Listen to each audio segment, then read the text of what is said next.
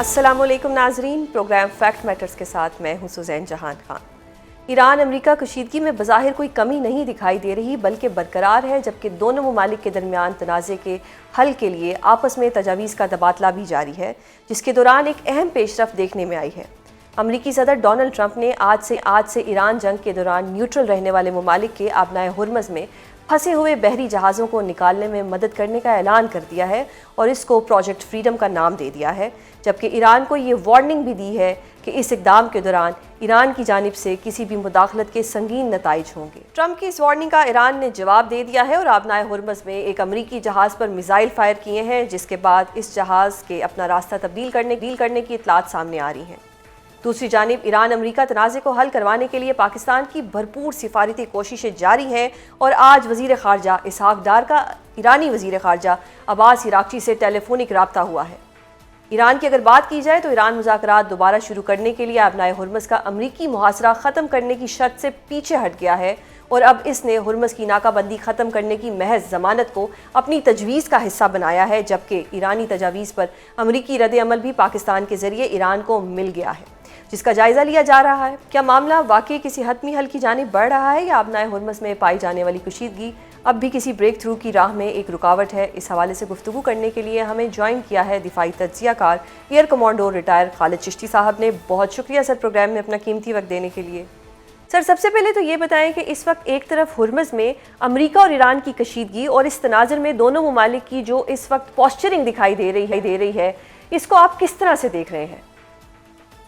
जी बहुत शुक्रिया सुजैन साहब, आपने इनवाइट किया। देखिए, ये अभी जो जंग 40 दिन दोनों मुल्कों ने लड़ी, वो मिलिट्री ऑब्जेक्टिव्स वो ख़ास तौर पर अमेरिका के तो हासिल नहीं हो सकते। ईरान का तो मिलिट्री ऑब्जेक्टिव उस तरह था ही नहीं, उसने सस्टेन करना था, सर्वाइव करना था, ये मैं डे वन से कह रहा था और वो उसने कर दिखाया। अब जो बारगेन या नेगोशिएशन या कोई डील होती है तो दोनों ममालिक और या दोनों साइडें कम से कम ये चाहेंगी अपने अपने लोगों को ये बताना कि जंग उन्होंने जीती है और दोनों की अपनी अपनी जस्टिफिकेशन भी है।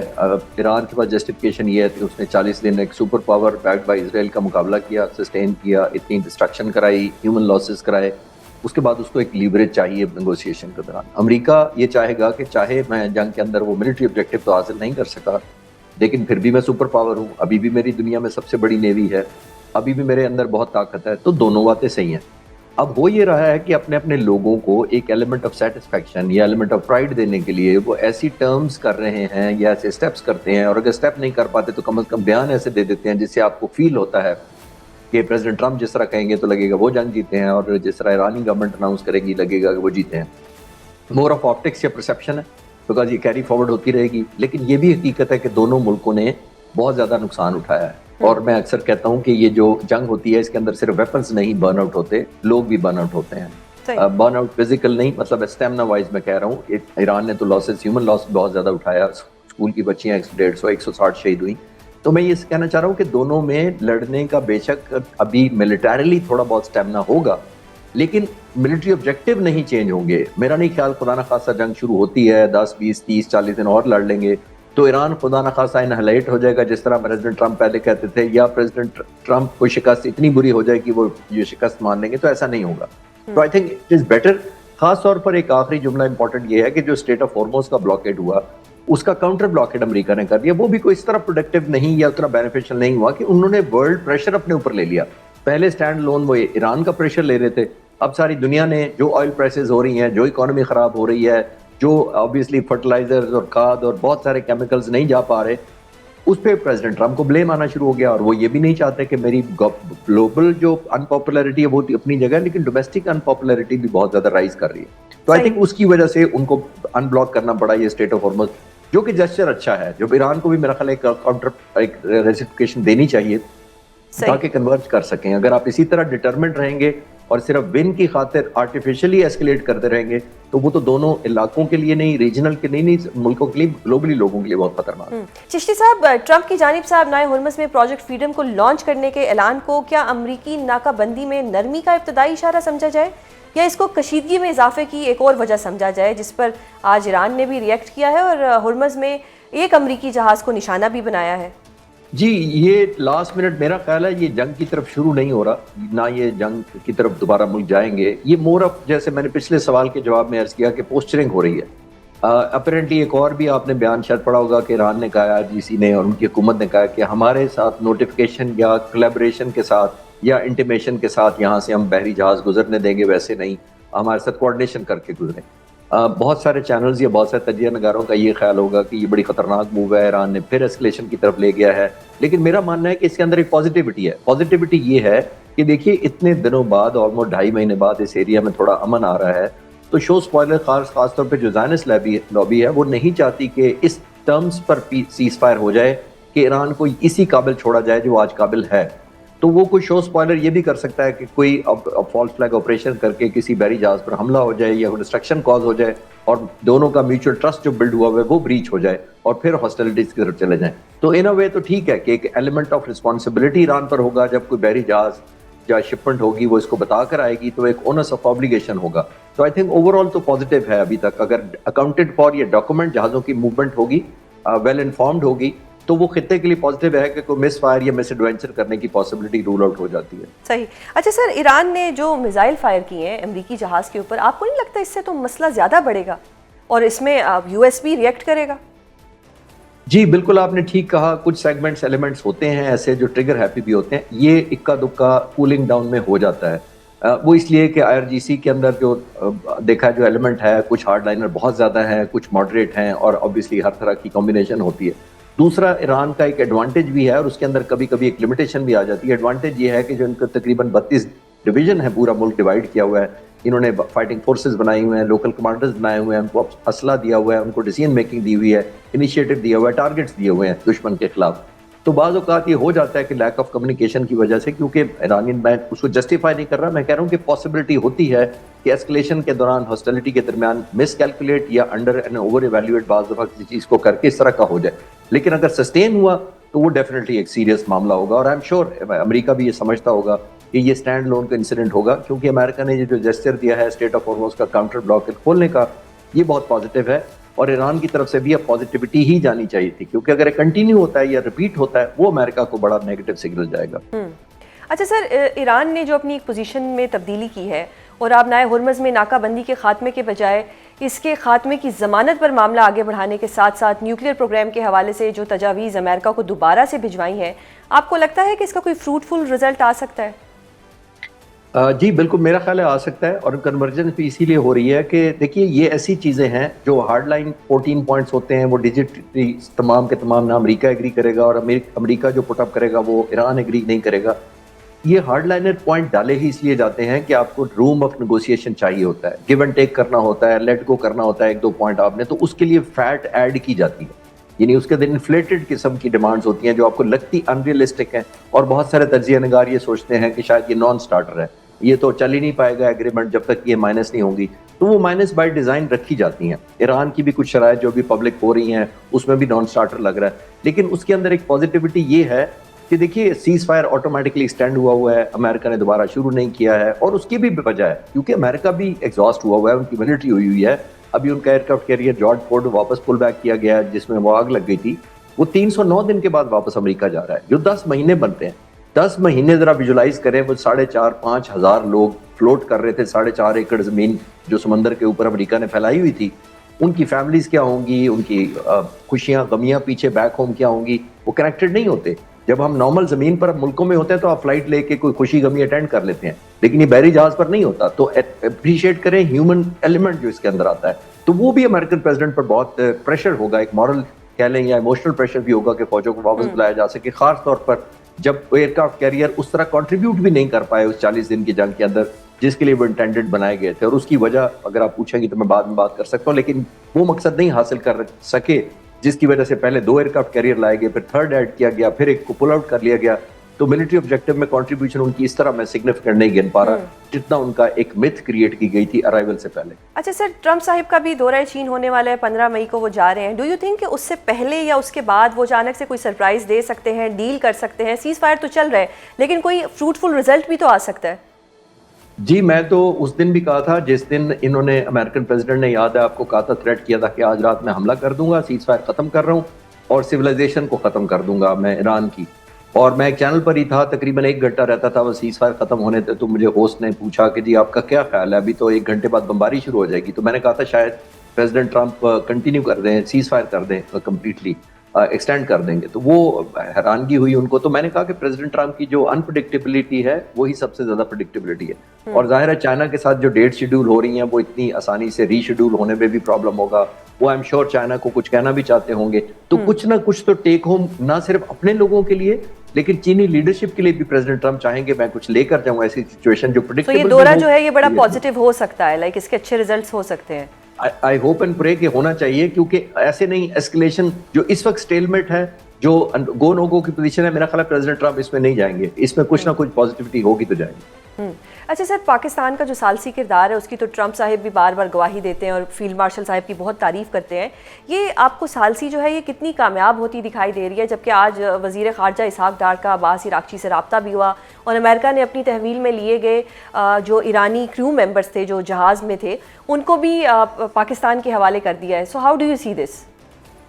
जी देखिए, एक बात तो है कि पाकिस्तान की बहुत सिग्निफिकेंट रही है और पाकिस्तान के लिए ये गेन करना पोजीशन है, बहुत बड़ी एडवांटेज पोजीशन है। क्योंकि देखिए पिछले साल मई का याद करें, एग्जैक्ट ऑलमोस्ट 1 साल हो गया जब इंडिया ने 4 मई को समझा होगा कि हम दुनिया में लेस रेलेवेंट है, तो हमें लीस रेलेवेंट कर दिया जाए, सबक सिखा दिया जाए, भावलपुर और 8-9 जगहों पर हमला करके, और चॉइस ऑफ वेपन्स भी किया, चॉइस ऑफ टाइम भी किया और चॉइस ऑफ रीजन भी वो करना चाह रहे थे कि हमने समझा तो दहशतगर्दों को मार रहे थे और पाकिस्तान ने हम ही पर हमला कर दिया। हिंदुस्तान चाहता था कि हम लीस्ट रेलेवेंट हो जाए, तो हम लीस्ट रेलेवेंट होने की बजाय ना सिर्फ बहुत रेलेवेंट हो गए, लेकिन उस वक्त हम हुए थे इस खित्ते के पॉइंट ऑफ व्यू से। दुनिया ने ये रियलाइज किया कि पाकिस्तान ऐसा मुल्क है जिसको एंगेज किए बगैर इस खित्ते में अमन नहीं लाया जा सकता। बिल्कुल। 1 साल गुजरा, हम लीस्ट रेलेवेंट से रेलेवेंट होते ग्लोबल रेलेवेंस में चले गए। तो हमने जो अपना मकाम लेना था दुनिया की नजर में, एक पीस लविंग कंट्री जो टेररिज्म को सपोर्ट नहीं करती, दुनिया में अमन चाहती है, इकोनॉमी को स्टेबलाइज देखना चाहती है, वो पोजीशन हमने रीगेन कर ली है।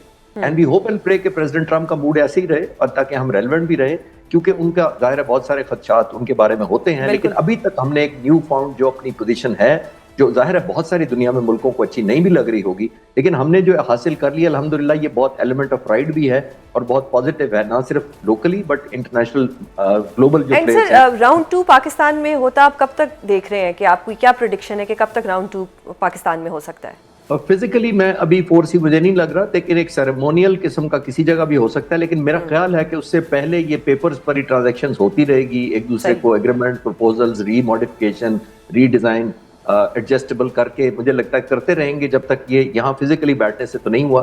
तो अब मुझे लगता है कि डिस्टेंट हाइब्रिड ही होगा, कि कनेक्टिविटी रहे भी लेकिन ना भी हो, और जब हुआ तो फिर मेरा ख्याल एक सेरेमनी पॉसिबली है वो कहीं भी हो सकता है और हम दुआ होंगे कि पाकिस्तान में ही हो। बहुत शुक्रिया सर प्रोग्राम में अपना कीमती वक्त देने के लिए। मौजूदा सियासी और अदालती मंजरनामे पर PTI क्या सोच रही है, इस हवाले से गुफ्तगू करने के लिए हमारे साथ मौजूद है रहनुमा तहरीक इंसाफ तैमूर सलीम झगड़ा साहब। बहुत शुक्रिया सर प्रोग्राम में अपना कीमती वक्त देने के लिए।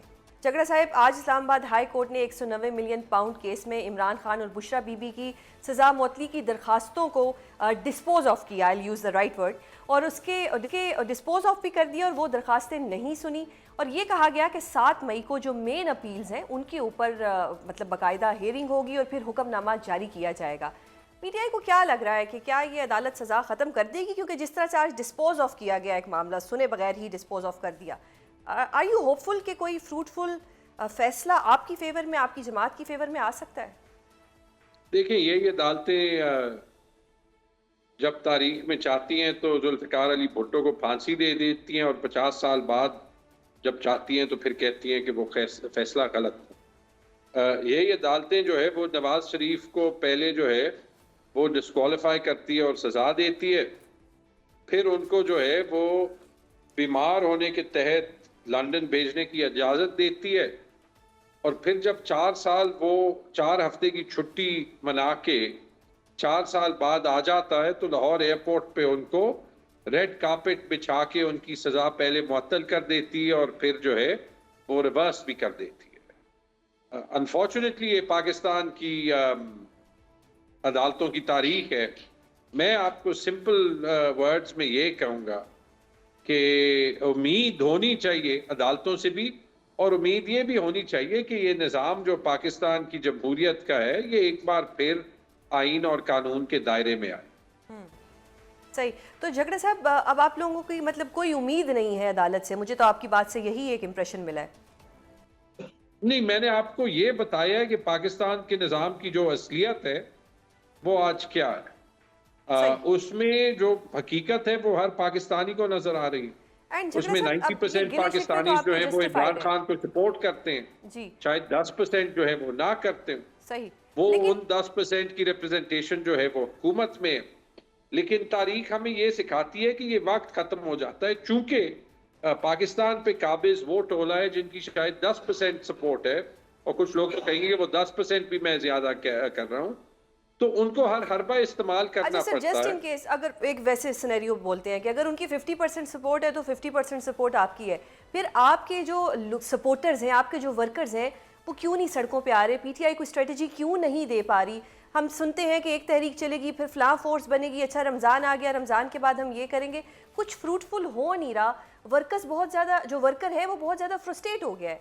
तो वैसे ये एक क्रेडिट आप किसको देंगे?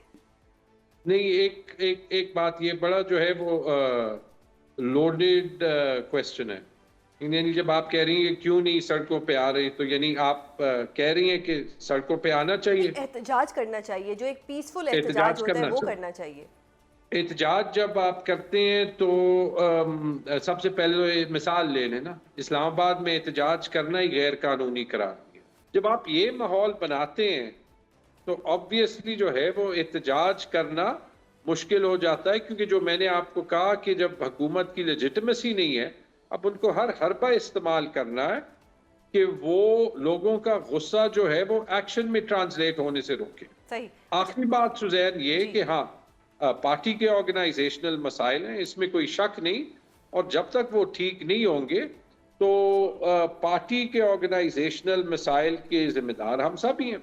सही।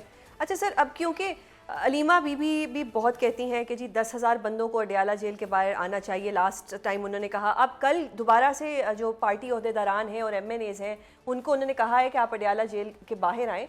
लास्ट टाइम भी इतने ज़्यादा लोग नहीं गए थे, और अलीमा बीबी को ये कॉल देनी पड़ती है, उनको ये भी कहना पड़ता है कि जिनके ऊपर केसेस नहीं हैं एटलीस्ट वो लोग तो आएँ।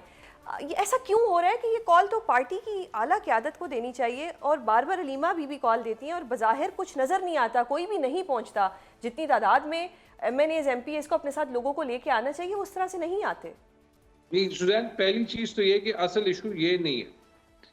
असल इशू ये है कि इमरान खान और बुशरा बीबी की जो आईनी या कानूनी मुलाकातें हैं वो क्यों या कैसे नहीं होती, और जब 5 महीनों में, 4 महीनों में, 6 महीनों में उनको सॉलिटरी कन्फाइनमेंट में रखा जाता है और उनको मेडिकल इश्यूज होते हैं, सीरियस मेडिकल इश्यूज होते हैं, आंख की बीनाई का मसला पड़ता है, और उनको हुकूमत को रात के अंधेरे में अस्पतालों में ले जाना पड़ता है और वापस लाना पड़ता है, उसके बाद हुकूमत की क्रेडिबिलिटी, हुकूमत की बात पे यकीन करना बड़ा मुश्किल। पहली बात। दूसरी बात, जिस वजह से लोग आते हैं या नहीं आते, वो वही वजह है जो मैंने आपको पहले जो है वो बयान की। हुकूमत ने माहौल ही ऐसे बनाया, आपने देख लिया है, हर हफ्ता जो है इमरान खान की बहनें वहां पे अरेस्ट हो जाती हैं, किसी ने छोड़ना नहीं होता। बहुत से लोग बहुत बार गए। बहरहाल यहाँ पे भी मेरी सजेशन ये होगी कि पार्टी लीडरशिप फैमिली के साथ कोऑर्डिनेट करके एक जो है वो प्लान, एक स्ट्रैटेजी बनाए। फैमिली की फ्रस्ट्रेशन ऑब्वियसली बिल्कुल समझ में आती है। जब तक कोऑर्डिनेटेड जो है वो एक्शन नहीं होगा, जो भी एक्शन है, और हुकूमत ने वैसे ही जो है वो ब्रेकेज ऑफ द लॉ को मोनोपोलाइज किया है, तो उस कंफ्यूजन का शिकार जो है वो पार्टी होगी, और जो पार्टी के मुखालिफ हैं उनको ये मौका मिलेगा कि वो जो है वो डिबेट को गलत तरफ ले जाए। यानी इस तरफ पे फोकस रखने के बजाय कि पाकिस्तान के एक्स प्राइम मिनिस्टर को उनकी आईनी और कानूनी मुलाकातें क्यों नहीं छोड़ी जा रही, डिबेट इस पे जाएगी कि अलीमा बीबी क्यों कॉल दे रही है, पार्टी क्यों कॉल नहीं दे रही, पार्टी क्यों कॉल दे रही है, अलीमा बीबी क्यों नहीं दे रही, लोग जाते क्यों हैं, लोग जाते क्यों नहीं। अच्छा सर, एक यहीं पे एक मेरे जहन में सवाल आया कि अगर 10,000 बंदा अडयाला के बाहर चला जाता है, वर्स्ट केस सिनेरियो ये भी तो हो सकता है कि खान साहिब को किसी और जेल में शिफ्ट कर दिया जाए जहां पे इतने ज्यादा लोग ना जा सके। मेरे ख्याल में दोबारा से फोकस ये होना चाहिए कि इमरान खान को उनकी आईनी और कानूनी हक मुलाकात की क्यों नहीं दी जाए। फोकस ये होना चाहिए कि इमरान खान को अदालतें जो है वो इंसाफ क्यों नहीं दे रही, और जो इस रजीम के करीब सहाफ़ी हैं वो अपने यूट्यूब व्लॉग्स पे ये क्यों नहीं कहते, ये क्यों बार बार कहते हैं कि इस सब का जो ताल्लुक है वो आइन या कानून से नहीं है, वो इस निज़ाम की जो है वो मोनोपोली ऑफ द लॉ से। चलिए अल्फाज इस्तेमाल कर देते हैं।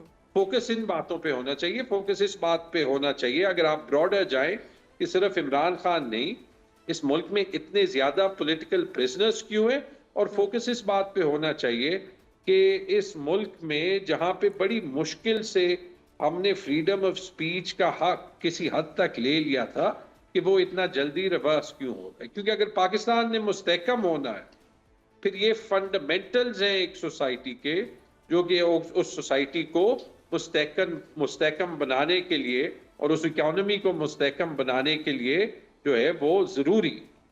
सही।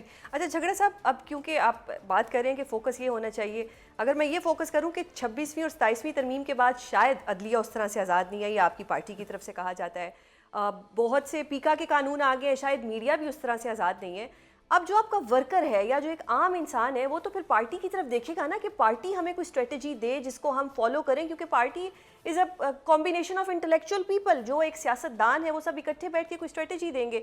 हम इस तरह चुप करके बैठ तो नहीं सकते। एक मैं आपसे जानना चाह रही हूँ कि फिर क्या होगा, स्ट्रेटजी तो कोई होनी चाहिए ना। देखिए, दो काम होंगे। एक काम जो हम में से बहुत लोग कोशिश कर रहे हैं, जिनका जो है वो जाती सियासत में कोई जो है वो ऑब्जेक्टिव या फायदा जो है वो नहीं है, वो ये कि ये क्राइसिस खत्म हो, पाकिस्तान आगे जाए, और उसके लिए ये पार्टी जो है वो एक पॉलिटिकल मूवमेंट के तौर पे इमरान खान का विजन अचीव करे। ठीक है जी। एक ये रास्ता है। ऑब्वियसली हुकूमत ये भी नहीं चाहती कि इस रास्ते पे ये पार्टी सक्सेसफुल हो। हुकूमत यही चाहती है कि जो है वो PTI leader A, PTI leader B से लड़े, बी जो है वो सी से लड़े, ए बी सी जो है फैमिली से लड़े, फैमिली जो है वो वकील से लड़े, वकील जो है वो वर्कर्स से लड़े। विद ड्यू रिस्पेक्ट, वो लड़ते भी हैं, पब्लिकली लड़ते हैं, पब्लिकली लड़ते हैं ना। मैं यही कह रहा हूँ, ठीक है जी, ये हुकूमत की कामयाबी है, ये जो है वो इमरान खान की जो पार्टी जिसमें हम सब हैं, ठीक है जी, ये हमारी इतनी ज्यादा सपोर्ट होने के बावजूद ये हमारे स्ट्रगल को प्रोलॉन्ग कर रही है। लेकिन जो रास्ता पाकिस्तान के आगे जाने का है वो यही है कि एक पॉलिटिकल मूवमेंट जो कि पीटीआई है, पाकिस्तान की सबसे बड़ी पॉलिटिकल पार्टी है, वो पाकिस्तान को इस क्राइसिस से बाहर स्टीयर करे। जो दूसरा रास्ता है तो सर वो ये है कि तो आप कर नहीं अल्टीमेटली, दूसरा जो रास्ता है वो ये है कि अल्टीमेटली, ठीक है जी, जब आप ऑर्गेनाइज्ड पॉलिटिकल मूवमेंट्स के लिए स्पेस नहीं देते तो पानी ने जब बहना होता है वो बह जाता है। जो आगे जाने का रास्ता है, जो पाकिस्तान की मजबूती का रास्ता है, वो तो यही है कि उसमें जो है वो हम पॉलिटिकल रास्ता ढूंढें, जिसके लिए इमरान खान को इंसाफ देना पड़ेगा, और जिसमें जो है वो आपको अपने आप को बचाने के लिए फ्री स्पीच पे क्लैंप डाउन या अदालती निज़ाम को तोड़ना या इलेक्शन को फॉर्म 47 करने से कुछ नहीं मिलेगा, क्योंकि उससे पाकिस्तान का ही नुकसान है। झगड़ा साहब, एक और चीज़ जानना चाहूँगी कि ऑपोजिशन का क्या किरदार रहा। अभी बहुत महंगाई हुई, पेट्रोलियम लेवी की मद में बहुत ज़्यादा आवाम से पैसा इकट्ठा किया गया। आप लोग प्रेस कॉन्फ्रेंस ज़रूर करते हैं, लेकिन जो एक प्रॉपर एक तरीका होना चाहिए था, शोर मचना चाहिए था, ऑपोजिशन वो किरदार अदा नहीं कर सकी। जो एक पार्लियामेंट में आवाज़ें गूंजनी चाहिए थी, वैसा कुछ नहीं हुआ। आपने अपनी हद तक बहुत किया, मोहम्मद जुबैर साहब ने भी किया, but that was not enough. नहीं, it is never enough. But वो जो नेवर इनफ की बात है वो इसीलिए है कि ये हुकूमत अपनी नाजायज होने पे इतनी ज्यादा डरती है कि उसने पूरे पाकिस्तान को एक प्रेशर कुकर की तरह जो है वो, जो प्रेशर कुकर के अंदर प्रेशर बनता है, बंद रखना है जब तक सब कुछ फटे ना, जो कि पाकिस्तान के लिए बड़ा खतरनाक है। हाँ, लेकिन जहां तक बात उठाने की बात है, आपने देखा कि मिसाल के तौर पे जब पेट्रोल की कीमतें बढ़ी, हमने इमीडिएटली ये हाईलाइट किया कि हुकूमत की मुनाफिकत देख ली, एक दिन में फिर उनको रिवर्स करनी पड़ी। आप हर रोज देख रहे हैं कि इसी तरह से जब उन्होंने सोलर पे टैक्स लगाया और गलत टैक्स लगाया, हमने आपको हुकूमत की मुनाफिकत दिखा दी। जब डीजल की कीमतों पे जो है वो एक बड़े अच्छे जर्नलिस्ट अली खिजर ने ये हाईलाइट किया कि डीजल की कीमतों पे जो रिफाइनरीज को मार्जिन दिया जा रहा था वो इंपोर्टेड डीजल का था, जबकि डीजल 100 रुपए सस्ता हो सकता था। हमने हाईलाइट किया और हुकूमत को वो फॉर्मूला चेंज करना पड़ा, और उसमें थोड़ा सा क्रेडिट मैं भी लूंगा इन द सेंस के हमने पार्टी में ये डिसाइड किया कि हम एक इकोनॉमिक थिंक टैंक बनाएंगे। उस थिंक टैंक में हमने अपने इकोनॉमिक व्यूज को कंसोलिडेट किया है। हम आपको हर रोज जो है वो की इश्यूज पे एजुकेट भी करते हैं, और आपने देखा है कि हम बड़ा कंसिस्टेंटली ये प्रेस कॉन्फ्रेंसेस कर रहे हैं। और अभी आप ये भी देखेंगे इस बजट में हमें हुकूमत को टफ टाइम सिर्फ नहीं देना, हमने इस हुकूमत को एक्सपोज करना है। क्योंकि एक हकीकत है सुजैन, वो ये कि अगर ये हुकूमत 4 साल में अवाम का बेड़ा गर्क करने के अलावा कुछ नहीं कर सकी, 4 साल बाद दुनिया की तारीख में कोई हुकूमत नहीं है जिसपे पता नहीं कोई आइंस्टाइन वाली इंटेलिजेंस जो है वो नाजिल होगी कि वो एकदम से पाकिस्तान को और इन हालात से निकालेगी, और जो 25 करोड़ जो है वो गरीब और मिडिल क्लास पाकिस्तानियों की हालत जो है वो बेहतर करेगी। ये नहीं कर सकते। हम पाकिस्तान को दरपेश मौसमियाती तब्दीली के बढ़ते चैलेंजेस पर बात करेंगे, जो अब गर्मियों के आगाज़ पर भी भरपूर तरीके से दरपेश हैं। वीकेंड पर मुल्क के मुख्तलिफ हिस्सों में शदीद बारिश और यालाबारी हुई, जबकि महकमा मौसमियात ने मई के पूरे महीने में शदीद बारिशों के साथ साथ सिंध और बलोचिस्तान में एक शदीद हीट वेव की पेशगोई भी कर दी है। जबकि NDMA को बारिशों के बाद पैदा होने वाली सूरत हाल से निमटने के लिए अलर्ट कर दिया गया है। ये मौसमियाती तब्दीली क्या इशारा कर रही है और इसके असरात कितने संगीन हो सकते हैं, इस हवाले से गुफ्तगू करने के लिए हमारे साथ मौजूद है माहिर माहौलियात डॉक्टर ज़ैनब। बहुत शुक्रिया प्रोग्राम में अपना कीमती वक्त देने के लिए। सबसे पहले तो ये बताएं कि एक तरफ मई में शदीद बारिशें और दूसरी तरफ जनूबी इलाकों में हीट वेव, ये कंट्रास्ट क्यों है और इसकी क्या वजह है? जी, ये बिल्कुल मौसमियाती तब्दीली की वजह से ये कंट्रास्ट हम देख रहे हैं। और इसके अलावा जो पाकिस्तान और ये खास तौर पर साउथ एशिया के खित्ते में जो वेदर पैटर्न है वो बहरुल काहिल से डिटरमिन हो रहा होता है। बहरुल काहिल में इस दफा साइंटिस्ट ने एक एनॉमली देखी है, और वो ये है कि उस समंदर का टेम्परेचर बढ़ रहा है। यानी कि क्योंकि समंदर भी जंगलात की तरह कार्बन सिंक्स के तौर पे एक्ट करते हैं, तो जब समंदर का टेम्परेचर बढ़ रहा है तो वो यहाँ जो है एल नीनो का प्रोसेस जो है वो एक्सपेक्टेड था कि वो स्टार्ट हो सकता है, जिसकी वजह से पाकिस्तान की तरफ गर्म हवाएं और कहत साली और गर्मी की शिद्दत में इजाफा या हीट डोम वाला मामला जो हमने 2022 में देखा और उससे पहले भी वो हो सकता है। ये वही उसी वजह से जो है हम लोग देख रहे हैं कि जो हमारी कोस्टल बेल्ट है वहां पे टेम्परेचर बहुत ज्यादा बढ़ना शुरू हो गया है। यहाँ तक कि शाम के टाइम भी, रात के टाइम भी जो टेम्परेचर है वो बढ़ रहा है और गर्मी की शिद्दत में इजाफा हो रहा है। और इसके अलावा जो हमारे ये जो सेंट्रल पंजाब और नॉर्थ के इलाके हैं वहां पे इंटरेस्टिंग फैक्टर ये है कि वहां पे भी गर्मी अबव नॉर्मल टेम्परेचर रिकॉर्ड हो रहा है, दिन के टाइम भी, रात के टाइम भी। लेकिन बारिश अचानक होती है और उससे मौसम थोड़ी देर के लिए बदलता है, फिर जब नहीं होती तो गर्मी पड़ जाती है। तो ये क्लाइमेट चेंज की वजह से तगय्युरात हम देख रहे हैं, जो कि पहले से प्रेडिक्ट किया जा रहा था कि ऐसा मौसमियाती तब्दीली होगी जिसमें अचानक बारिश और फिर शदीद गर्मी और प्रोलॉन्ग जो है वो गर्मी के स्पेल चल सकते हैं, जो कि खतरे की बात है ज़राअत के लिए भी, और पानी की किल्लत का मसला भी पैदा हो सकता है। बिल्कुल, पानी की किल्लत की भी बात हो रही है। अच्छा, इस साल तो मूनसून में जो लास्ट ईयर से अगर कंपेयर किया जाए तो 30% बारिशें ज़्यादा होने का इम्कान है। ये किस हद तक ख़तरनाक है और ये इससे सैलाब का कितना ज़्यादा ख़तरा बढ़ सकता है, और ये गर्मियों का जो सीज़न है ये मौसमियाती लिहाज से कितना मुश्किल साबित होने जा रहा है?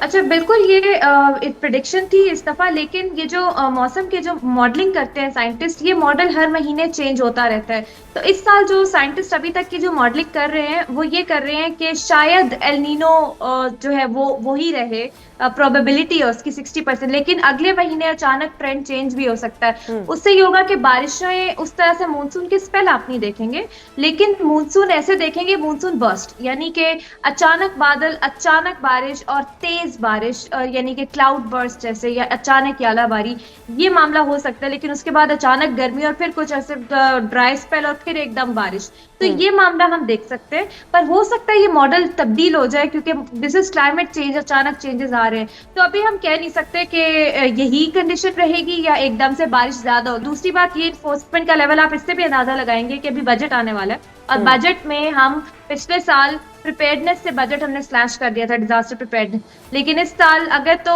प्रिपेयर्डनेस बहुत जरूरी है, अर्ली वार्निंग सिस्टम्स में इन्वेस्टमेंट जरूरी है, ग्रीन बफर जोन्स में इन्वेस्टमेंट जरूरी है, अगर तो ये चीजें हम बजट में देखते हैं तो इसका मतलब है कि वाकई में सीरियसनेस है हमारे इदारों में कि हम इस चीज को जो है वो इन्फोर्स कर सकें। अच्छा ज़ैनब साहिबा, ये भी बताइएगा कि जो ग्रीन कवर कम होने की बात हो रही है, दरख्तों की कटाई बहुत बढ़ी है। रिसेंटली इस्लामाबाद में बहुत ज़्यादा दरख्तों की कटाई हुई, तकरीबन 29,000 से ज़ायद दरख्त थे। तो इसकी वजह से ये क्लाइमेट चैलेंज जो है ये कितना बढ़ गया है?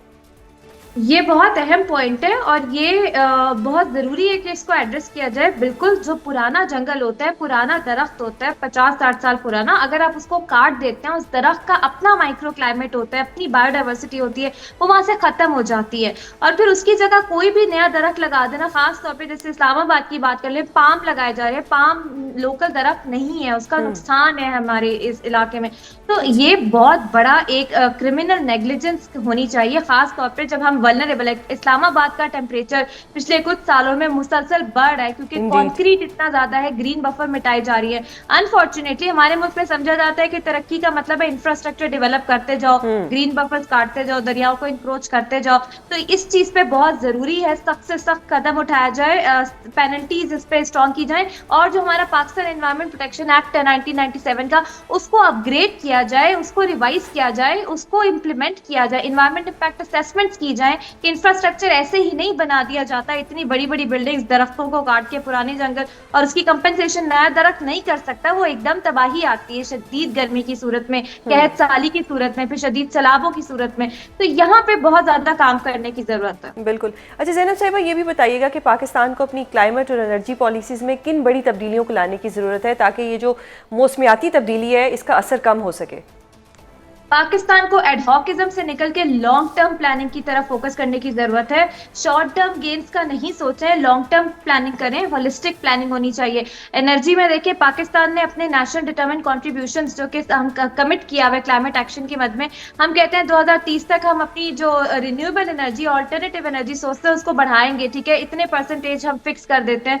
लेकिन हमारी जो नेशनल पॉलिसीज है वो अलाइनमेंट नहीं होती उनकी हमारी कमिटमेंट्स के साथ। तो बहुत जरूरी है सोलराइजेशन, ऑल्टरनेट एनर्जी सोर्सेज को प्रमोट किया जाए, सब्सिडाइज किया जाए, क्योंकि अगर देखिए रूफटॉप सोलर अगर रेवोल्यूशन ना आई होती पाकिस्तान में, जो कि अपनी मदद आपके तहत लोगों ने की, तो आज ईरान की जंग की वजह से हम लोग बहुत बुरी तरह मुतासिर होते हैं एनर्जी बहरान में। तो ये जरूरी है कि इस चीज पे ज्यादा से ज्यादा लॉन्ग टर्म स्ट्रैटेजी लेकर आया जाए। इसके अलावा क्लाइमेट एक्शन की मद में भी हमें ये देखने की जरूरत है कि जो हम लोग अपनी फिस्कल प्लानिंग करते हैं और development planning, annual development plans बनते हैं, क्या वो क्लाइमेट प्रूफ है, उसमें क्लाइमेट में कहाँ किधर पैसा लग रहा है, चाहे सूबा है चाहे डिस्ट्रिक्ट है। अकाउंटेबिलिटी फ्रेमवर्क बहुत जरूरी है ताकि वो उस चीज को हम असेस कर सके, रिकॉर्ड कर सके। ये इन्वेस्टर भी यही मांगता है इंटरनेशनली भी, और पाकिस्तान को अपना केस क्लाइमेट की मद में बहुत स्ट्रॉन्ग करने की जरूरत है क्योंकि अब जंगें इकोलॉजिकल रिसोर्सेज पर होती हैं। तो हमारा सबसे बड़ा इकोलॉजिकल रिसोर्स पानी जो है वो इस वक्त अंडर स्ट्रेस्ड है। बहुत शुक्रिया डॉक्टर ज़ैनब प्रोग्राम में अपना कीमती वक्त देने के लिए। नाज़रीन, प्रोग्राम का वक्त ख़त्म होता है, कल आपसे दोबारा मुलाकात होगी। अपना बहुत ख्याल रखिएगा। अल्लाह हाफ़िज़।